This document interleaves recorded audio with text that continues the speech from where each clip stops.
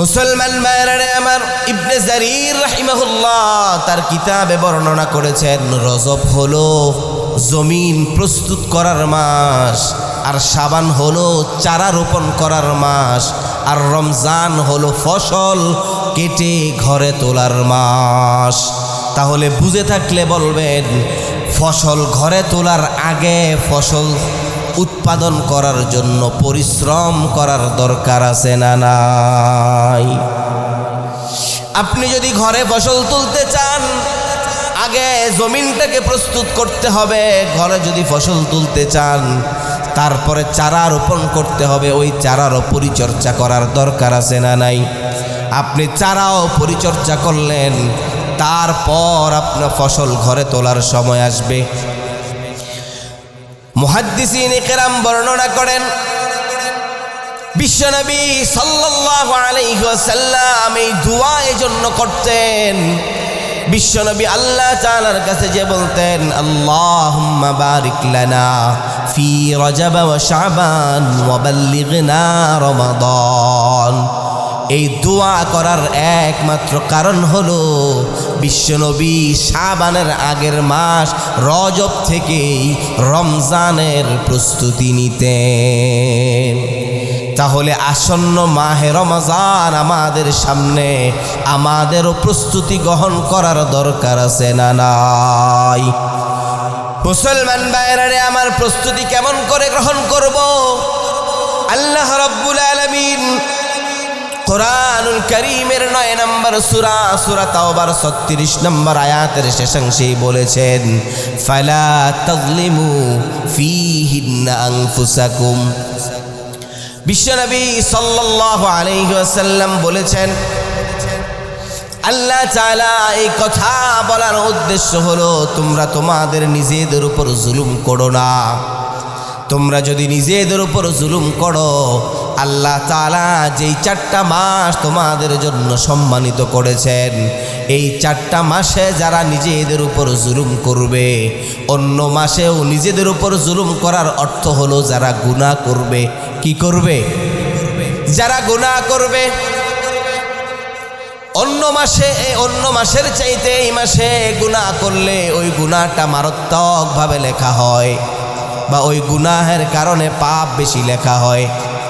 আর যারা এই 4টা মাস নিজেদেরকে গুনাহ থেকে হেফাজত করবে, বিশ্বনবী সাল্লাল্লাহু আলাইহি ওয়াসাল্লাম বলেছেন, আল্লাহ তাআলা তাদেরকে বাকি মাসগুলোতেও গুনাহ থেকে বেঁচে থাকার তৌফিক দান করবে।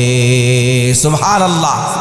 এজন্য আল্লাহ বলেছেন, ফালা তাযলিমু ফীহিন্না আনফুসাকুম। তোমরা নিজেদের উপর জুলুম করো না। আমরা অনেকেই বুঝি না নিজেদের উপর জুলুম করা মানে কি। মুসলমান ভাইরা আমার, আল্লাহ তাআলা আমাদের জন্য যেই সমস্ত বিধিবিধানগুলো নাজিল করেছেন, এই বিধিবিধানগুলো যদি আমরা না মানি, তাহলেই সেটা নিজের উপর জুলুম। সম্মানিত সুধী, আমরা প্রত্যেকেই জানি আজকে আমরা রজব মাসের 2য় তারিখ, অর্থাৎ রজব মাসের 2য় দিনে উপস্থিত হয়েছি। এই মাসটার অনেক গুরুত্ব এবং ফজিলত আল্লাহ রাব্বুল আলামিনের কাছে। অতএব রজব মাস আসার পর আমাদের জন্য কি কি করণীয় এবং বর্জনীয়, এই সম্পর্কে আমরা কিঞ্চিত আলোচনা করব ইনশাআল্লাহ।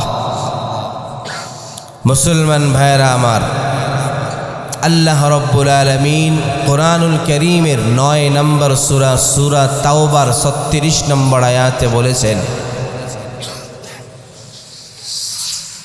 মুসলমান ভাইরা আমার, আল্লাহ রাব্বুল আলামিন পবিত্র কুরআনুল কারীমের 9 নম্বর সূরা, সূরা তাওবার 36 নম্বর আয়াতে চমৎকারভাবে জানিয়ে দিলেন, ইন্না ইদ্দাতাশ শুহুরি ইনদাল্লাহি 12 শাহরান ফি কিতাবিল্লাহ ইয়াওমা খালাকাস সামাওয়াতি ওয়াল আরদা মিনহা আরবা'তুন হুরুম যালিকাদ দীনুল কাইয়্যিম ফালা তাযলিমু ফীহিন্না আনফুসাকুম। মুসলমান ভাইরা আমার, আল্লাহ রাব্বুল আলামিন পবিত্র কোরআনুল কারীমে আমাদেরকে প্রথমে বললেন, ইন্না ইদ্দাতাশ শুহুরি ইনদাল্লাহি 12 শাহরান ফি কিতাবিল্লাহ। প্রথমে আল্লাহ তাআলা আমাদের জন্য যেটা জানিয়ে দিলেন সেটা হলো, নিশ্চিতভাবে তোমরা জেনে রেখো আমি আল্লাহ তোমাদের জন্য গণনা করার জন্য মাস দিয়েছি 12টা। কয়টা? জোরে বলেন না কয়টা?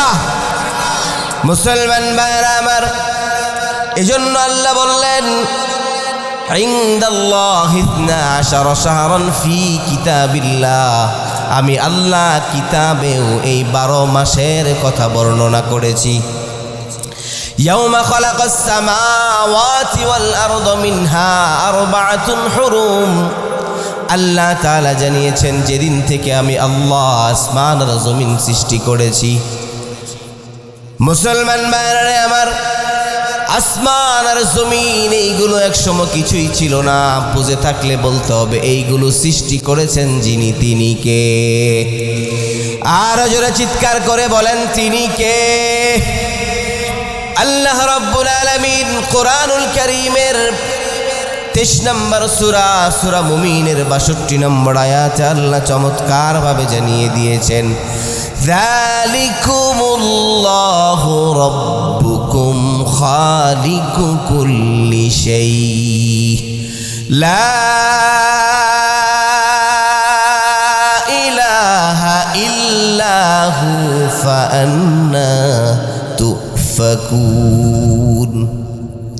আল্লাহ রাব্বুল আলামিন বললেন, যালিকুমুল্লাহু রাব্বুকুম, হ্যাঁ হ্যাঁ আমি হলাম তোমাদের একমাত্র ইলাহ। আমি ছাড়া তোমাদের কোনো মাবুদ নাই, কোনো মালিক নাই, কোনো প্রতিপালক নাই। খালিকু কুল্লি শাই, আমি আল্লাহই সব কিছু সৃষ্টি করেছি। তাহলে বুঝে থাকলে বলুন, সব কিছু যিনি সৃষ্টি করেছেন তিনি কে?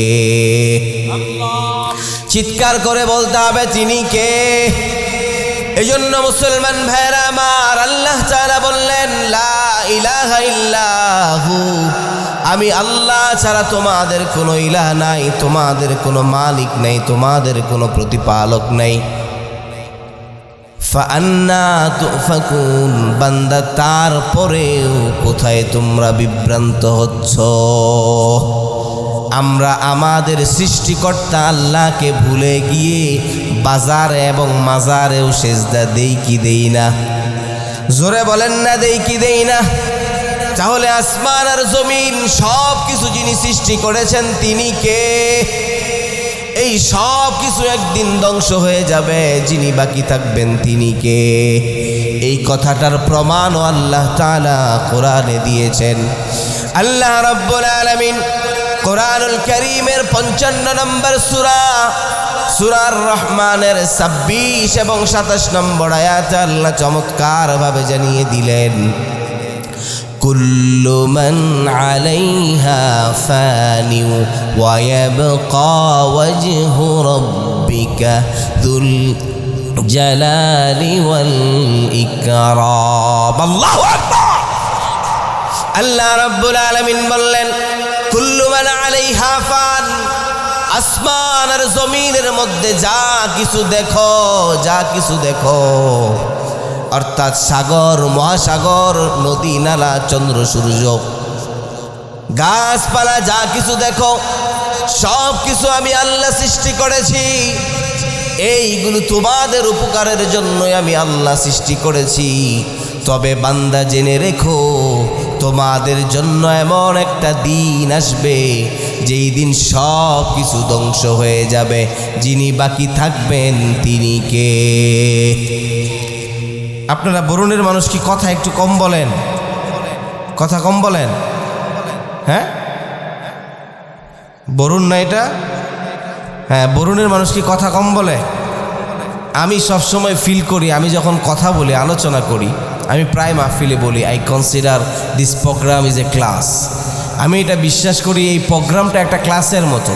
শিক্ষক যখন ক্লাসে পড়ায় তখন দেখবেন ছাত্রদেরকে বারবার প্রশ্ন করে, স্টুডেন্টরা যদি উত্তর না দেয় ক্লাসটা কি জমে ওঠে?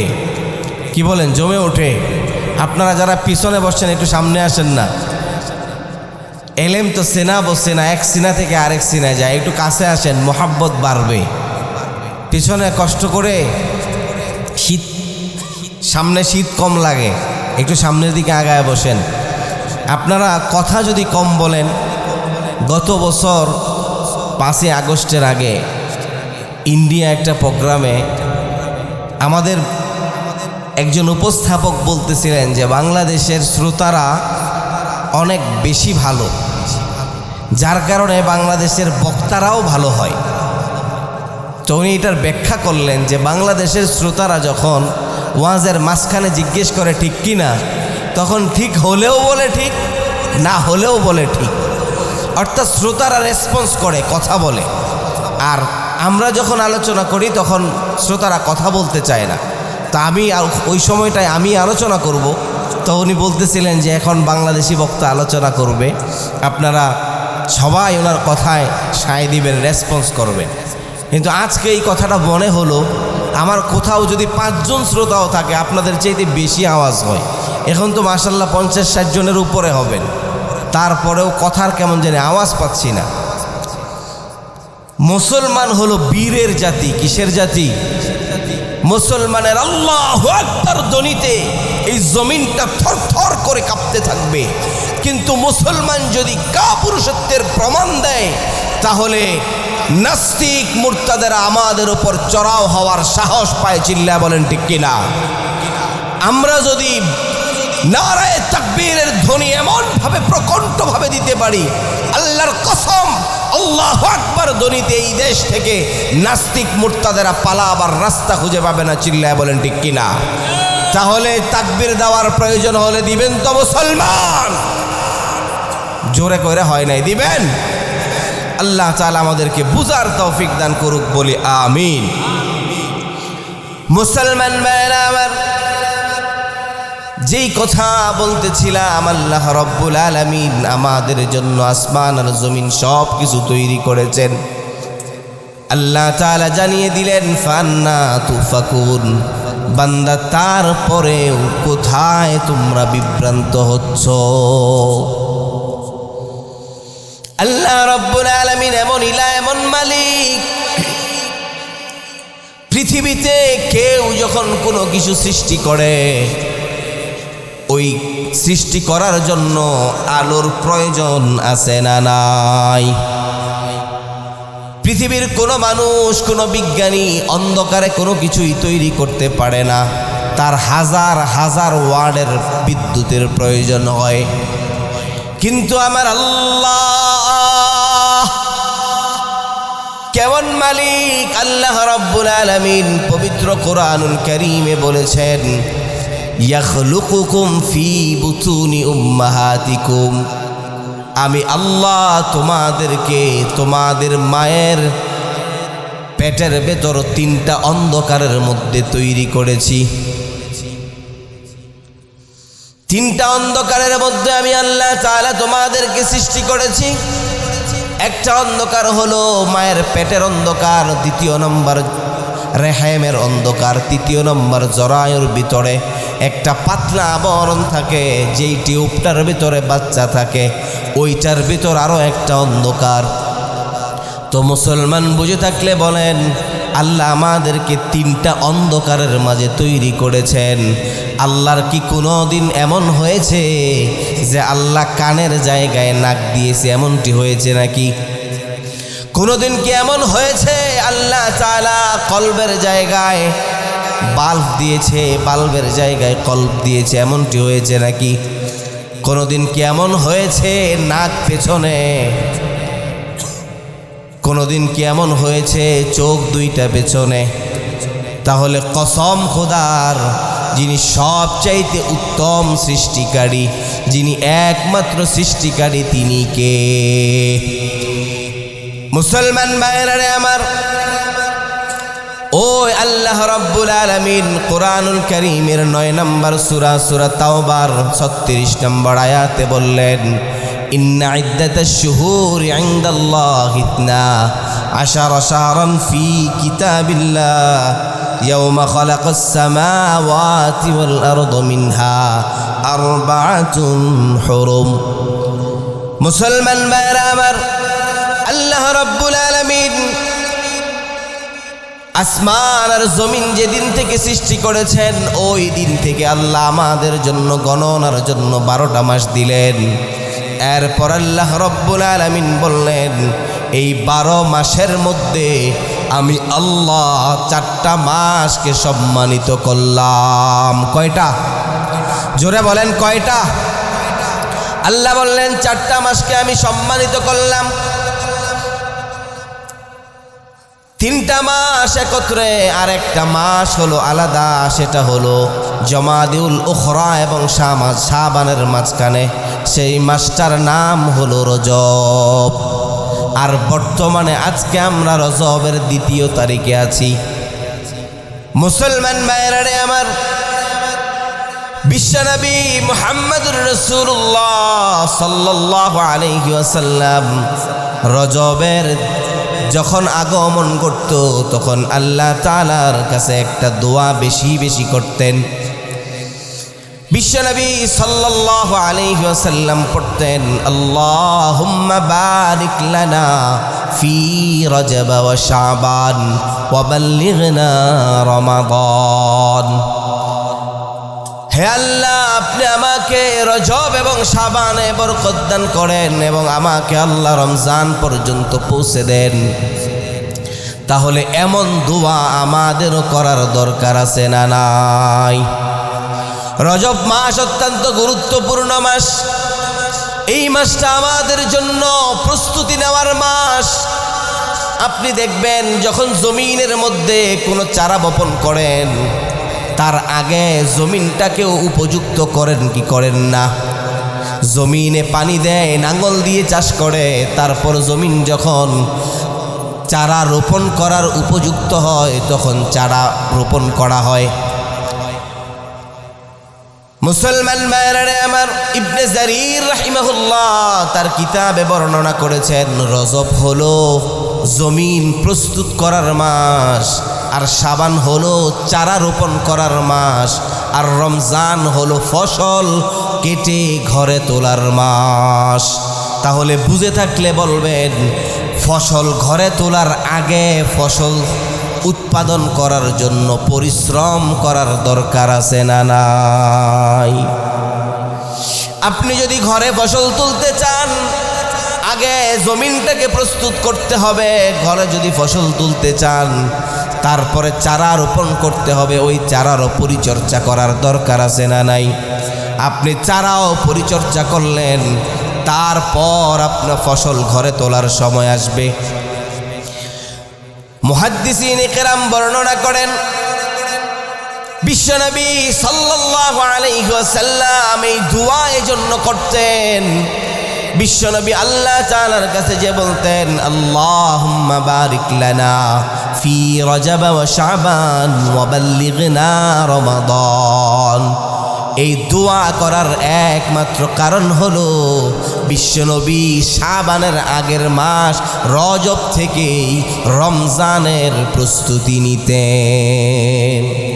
তাহলে আসন্ন মাহে রমজান আমাদের সামনে, আমাদেরও প্রস্তুতি গ্রহণ করার দরকার আছে না নাই? মুসলমান ভাইরা আমার, প্রস্তুতি কেমন করে গ্রহণ করব? আল্লাহ রাব্বুল আলামিন কুরআনুল কারীমের 9 নম্বর সূরা সূরা তাওবার 36 নম্বর আয়াতের শেষাংশেই বলেছেন, ফালা তাযলিমু ফীহিন্না আনফুসাকুম। বিশ্বনবী সাল্লাল্লাহু আলাইহি ওয়াসাল্লাম বলেছেন, আল্লাহ তাআলা এই কথা বলার উদ্দেশ্য হলো তোমরা তোমাদের নিজেদের উপর জুলুম করো না। তোমরা যদি নিজেদের উপর জুলুম করো আল্লাহ তাআলা যেই 4টা মাস তোমাদের জন্য সম্মানিত করেছেন, এই 4টা মাসে যারা নিজেদের উপর জুলুম করবে, অন্য মাসেও নিজেদের উপর জুলুম করার অর্থ হলো যারা গুনাহ করবে। কি করবে? যারা গুনাহ করবে। অন্য মাসের চাইতে এই মাসে গুনাহ করলে ওই গুনাহটা মারাত্মকভাবে লেখা হয়, বা ওই গুনাহের কারণে পাপ বেশি লেখা হয়। আর যারা এই 4টা মাস নিজেদেরকে গুনাহ থেকে হেফাজত করবে, বিশ্বনবী সাল্লাল্লাহু আলাইহি ওয়াসাল্লাম বলেছেন আল্লাহ তাআলা তাদেরকে বাকি মাসগুলোতেও গুনাহ থেকে বেঁচে থাকার তৌফিক দান করবে। সুবহানাল্লাহ। এজন্য আল্লাহ বলেছেন ফালা তাযলিমু ফীহিন্না আনফুসাকুম, তোমরা নিজেদের উপর জুলুম করো না। আমরা অনেকেই বুঝি না নিজেদের উপর জুলুম করা মানে কি। মুসলমান ভাইরা আমার, আল্লাহ তাআলা আমাদের জন্য যেই সমস্ত বিধিবিধানগুলো নাজিল করেছেন, এই বিধিবিধানগুলো যদি আমরা না মানি তাহলেই সেটা নিজের উপর জুলুম। মুসলমান ভাইরা আমার, আপনাকে আল্লাহ 5 ওয়াক্ত নামাজের আদেশ করেছেন। আপনি যদি 5 ওয়াক্ত নামাজের 1 ওয়াক্ত ছেড়ে দেন তাহলে নিজের উপর জুলুম হবে কি হবে না? জোরে বলতে হবে, হবে কি হবে না? আল্লাহ তাআলা আপনাকে রোজা রাখার নির্দেশ দিয়েছেন, আপনি রোজা রাখেন না, আপনার নিজের উপর জুলুম হবে কি হবে না? আপনাকে আল্লাহ অর্থ করে দিয়েছেন, অঢেল সম্পত্তি দিয়েছেন, কিন্তু আপনি সম্পদের যাকাত দেন না, আপনার নিজের উপর জুলুম হবে কি হবে না? মুসলমান ভাইরা আমার, আল্লাহ তাআলা আপনাকে পরনারীর দিকে তাকাতে নিষেধ করেছেন। আপনি পরনারীর দিকে তাকিয়ে থাকেন, তাদের সাথে খোশ গল্প করেন, পর্দার বিধান আপনি মানেন না, আপনি নিজের উপর জুলুম করলেন কি করলেন না? আপনাকে আল্লাহ তাআলা সকল প্রকার সুদী লেনদেন থেকে বিরত থাকার নির্দেশ দিয়েছেন। আপনি আল্লাহ তাআলার আদেশ অমান্য করে সুদী কারবার চালিয়ে গেলেন, আপনি নিজের উপর জুলুম করলেন কি করলেন না? মুসলমান ভাইরা আমার, আল্লাহ তাআলা সকল প্রকার ঘুষকে হারাম করেছেন। আপনি আল্লাহ তাআলার আদেশ অমান্য করে টেবিলের উপর দিয়েও খান, নিচে দিয়েও খান, আপনি নিজের উপর জুলুম করলেন কি করলেন না? এমন করে নিজেকে প্রশ্ন করেন। এবার প্রশ্ন হতে পারে, আল্লাহ তাআলার আদেশগুলো যদি অমান্য করি তাহলে নিজের উপর জুলুম হলো কি কেমন করে? আমি আপনাদেরকে কোরআন থেকে প্রমাণ দিলে বুঝে আসবে। আল্লাহ রাব্বুল আলামিন যখন আদম আলাইহিস সালাতু ওয়াস সালামকে সৃষ্টি করলেন, আদম আলাইহিস সালাতু ওয়াস সালাম আল্লাহ রাব্বুল আলামিনের আদেশ অমান্য করেছে।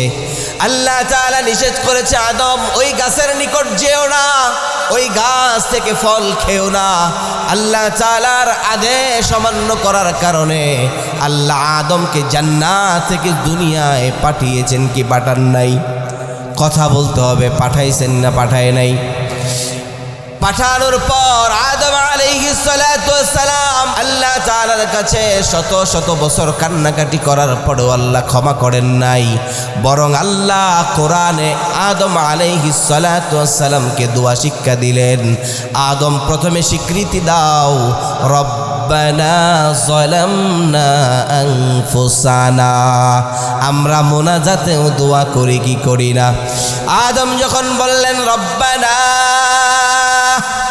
যালামনা আনফুসানা ওয়া ইল্লাম তাগফির লানা ওয়া তারহামনা লানাকুনান্না মিনাল খাসিরিন।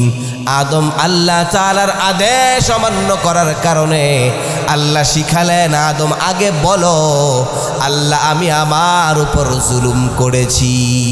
অর্থাৎ আমরাও যদি আল্লাহর আদেশ গুলো অমান্য করি তাহলেও আমরা আমাদের নফসের উপর জুলুম হবে কি হবে না? বুঝে থাকলে বলেন হবে কি হবে না? আদম যদি আল্লাহর আদেশ অমান্য করার কারণে নিজের নফসের উপর জুলুম হয়, আমি আপনি সারাদিন আল্লাহ তাআলার কত আদেশ অমান্য করি, তাহলে আমরাও নিজেদের উপর জুলুম করি। আমাদেরও আদমের মতো দোয়া করার দরকার আছে না নাই? আদম আলাইহিস সালাতু ওয়াস সালাম দোয়া করলেন, রব্বানা যালামনা আনফুসানা ওয়া ইল্লাম তাগফির লানা ওয়া তারহামনা লানাকুনান্না মিনাল খাসিরিন। আদম আলাইহিস সালাতু ওয়াস সালাম দোয়া করলেন, আল্লাহ, আমি আমার নফসের উপর জুলুম করেছি, ওয়া ইল্লাম তাগফির লানা, যদি আপনি আমাকে ক্ষমা না করেন, শুধু ক্ষমা করলেই হবে না, বরং আপনি আমার উপর ওয়াতারহামনা, রহমত নাজিল করতে হবে, লানাকুনান্না মিনাল খাসিরিন, যদি আপনি ক্ষমা করার পর রহমত নাজিল না করেন, নিশ্চয় আমি ক্ষতিগ্রস্তদের অন্তর্ভুক্ত হয়ে যাব। তাহলে মুসলমান ভাইরা আমার, আমি আপনাদেরকে বুঝানোর চেষ্টা করলাম, আদম আলাইহিস সালাতু ওয়াস সালাম যেমন আল্লাহ তাআলার আদেশগুলো অমান্য করার কারণে নিজের নফসের উপর জুলুম করেছে, আমরাও আমাদের আল্লাহ তাআলার আদেশগুলো পালন না করার কারণে আমরাও নিজেদের উপর জুলুম করছি কি করছি না? জোরে বলেন, করছি কি করছি না? তাহলে আমরা নিজেদের উপর যে জুলুম করছি, এটা থেকে ফিরে আসার দরকার আছে না নাই? একটু জোরে বলেন না, আছে না নাই? এই মাসটা হলো রজব মাস, এই মাসে আমাদের জন্য ফিরে আসার চমৎকার সুযোগ রয়েছে। কেন আজকে আলোচনাটা করলাম? আপনি দেখবেন যখন ফ্যান ছাড়েন, ফ্যান বন্ধ করে দেন, বন্ধ করার পরেও 30-45 সেকেন্ডের মতো ফ্যান ঘুরে কি ঘুরে না? বলেন না, ঘুরে কি ঘুরে না? এখন সামনে আমাদের জন্য রমজান ইবাদতের মৌসুম আসতেছে। এখন থেকে যদি আমরা নিজেদের গুনাহগুলো না ছেড়ে দেই, গুনাহের জন্য তাওবা না করি, তাহলে রমজানেও আমাদের দ্বারা গুনাহ হবে কি হবে না? মুসলমান ভাইরা আমার, ফ্যান বন্ধ করার পর ফ্যান যেমন আরো কিছুক্ষণ সময় ঘুরে, আমরা যদি এই মুহূর্তে গুনাহ ছাড়তে না পারি, রমজানেও আমাদের গুনাহ হয়ে যাবে। এজন্য মুসলমান ভাইরা আমার, ইবনে জারির রাহমাতুল্লাহি আলাইহি বলেছেন, ফালা তাযলিমু ফীহিন্না আনফুসাকুম। এই কথার দ্বারা আল্লাহ তাআলা আমাদেরকে চমৎকার একটা মেসেজ দিলেন, সেটা হলো, বান্দা, তোমাদের উপর আমি আল্লাহ যে আদেশগুলো দিয়েছি, এই আদেশগুলো অমান্য করে তোমরা নিজেদের উপর জুলুম করো না। তোমাদের জন্য সামনে ফসল কেটে ঘরে তোলার মাস আসতেছে, ওই ফসলটা যেন ঘরে তুলতে পারো, এটার জন্য এখন থেকেই প্রস্তুতি গ্রহণ করার দরকার আছে না নাই?